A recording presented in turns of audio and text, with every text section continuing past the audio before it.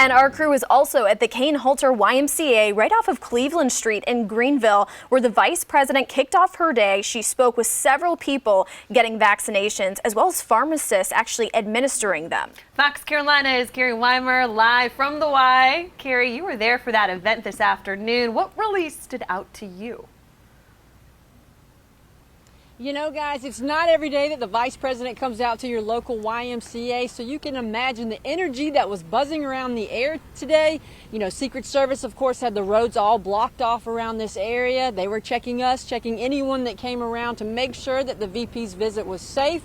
Of course, people for and against her visit here were out to show their support, but her message today was educating people on getting the vaccine. Take a look.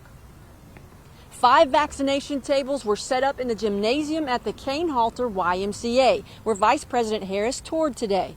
While walking around with the CEO of Walgreens, the VP talked to those getting vaccinated and thanked the healthcare workers giving the shots. She then spoke to a small crowd of YMCA volunteers, stressing the importance of everyone getting vaccinated, using the analogy to love thy neighbor.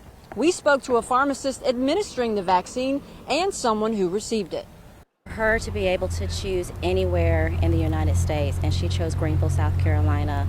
I'm not delighted that the reason why she chose is because we are one of the cities and the states that have a low vaccination rate. So that part is kind of a disappointment. I'm glad I got it because it's like one step closer just to getting over everything. The vice president spoke to the small crowd inside the gym, talking about how the Biden administration is helping people get vaccinated, like providing free child care and working on transportation issues for people to get to and from getting their shots. She said she was in Greenville to remind people getting vaccinated is about saving lives. Now, of course, we've learned from DHEC this month that only 46% of South Carolinians have gotten at least that first shot.